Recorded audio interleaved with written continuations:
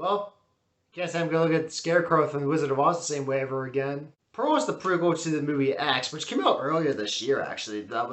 Both movies were written and directed by Ty West, but this one was also co-written by the main actress that plays Pearl, Mia Goth. The plot of this film focuses on Pearl when she was a much younger age, during near the end of World War One, in which her husband is away serving the war, and she's back at the farm caring for her disabled father and her very authoritarian, old religious type mother of a person. And all she wants to be is an actress, and the world will know who she is. But let's just say there's something wrong with Pearl, and she's crazy, to say the least. And that's all I'm gonna say about the plot, because honestly, regardless if you've seen X or not, I think it's just best to just go in with an open mindset of what to expect, because even with someone who's seen X, there's still some surprises in this movie. Even though, yeah, you can already predict how it's going to end, the movie still had some surprises, at least for me anyways. Particularly, the style. While X was more of a 70s raw documentary style looking film like Texas Chainsaw Massacre,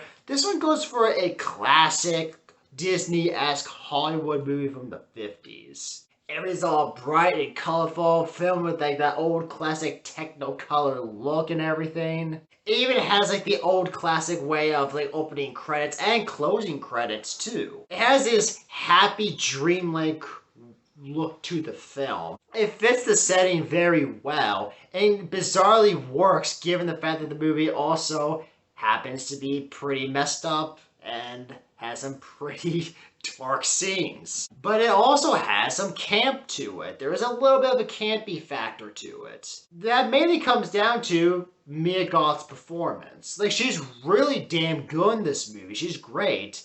And there's sometimes she is genuinely disturbing and very unnerving. There's a scene in this movie she gives a 4 to 5 minute long monologue that goes on for, like I said, about 4 or 5 minutes, and there's no cuts in between. Like, it just goes on for a long time, and she nails it. She is great. And then you got the parts where she is a little over the top, maybe just a little over the top, but it goes for like a little bit of a campy feel to it at times because of her performance, and it works. At least I thought it did. I thought it made the film even more entertaining to watch. But the performances all around from everyone is really good. Not just Mia Goth, but Mia Goth definitely does steal the show. And I thought she was good next too, but honestly, I think she was even better here. Pearl as a character is pretty messed up as a human being, and you get to really see it more here than you did in X. As for the story, I did appreciate them actually focusing on Pearl as a character this time, instead of just recycling X all over again, but just in 1918, and that's it.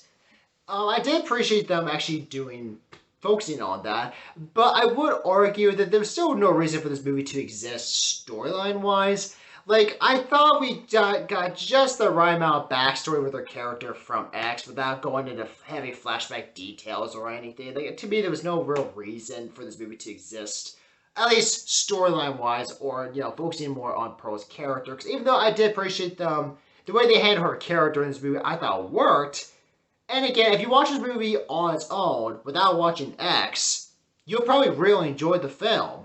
But I still can't shake off that feeling that this movie's plot doesn't need to exist still. It's entertaining, definitely, but I still argue it didn't need to exist. And also, they do bring up the Spanish flu from 1918, where everyone went around wearing masks to avoid spreading the flu around.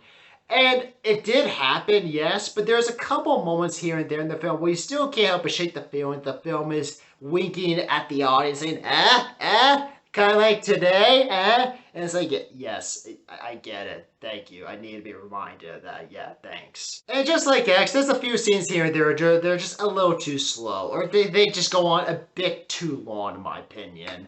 There's not that many, but there's like a scene or two that just goes on maybe just a little too long. But other than that, though, I like Pearl. I had a good time with it. In fact, actually, I think it's slightly better than X. I liked X for what it was, and I like this movie for what it is as well, but between the two, I see myself watching this one most likely again than X, honestly. And if you didn't like X, you might actually like this film, depending on what your reasons for not liking X anyways. But the movie is definitely vastly different enough in tone and style to where I think even if you didn't like X, you might actually like this movie. Is it a must-see in theaters? That's a bit debatable. I'd say if you really enjoyed X, you're gonna go see this movie anyways. If you really dig that old classic Hollywood look to a film, but you also love horror, like a slasher movie on top of that, then I say yeah, it's definitely worth watching like a matinee show. I would recommend giving it a watch. If you expect anything great or amazing, you're not gonna get that here because it is a very simple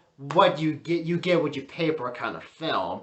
Where it's a good film, but nothing great necessarily. And if that's not enough for you to go to the movies, I say then maybe wait till it comes out on demand. But I actually do think it's worth watching on the big screen for just the presentation level alone. And definitely has one of the best cut the credits I've seen in a movie in a long time. Seriously, that was gold. So with all that in mind, I'm going to give Pro a 7 out of 10. It's nothing great, but I liked it overall. I'm glad I watched it. I do think a lot of horror fans will enjoy it for what it is as well.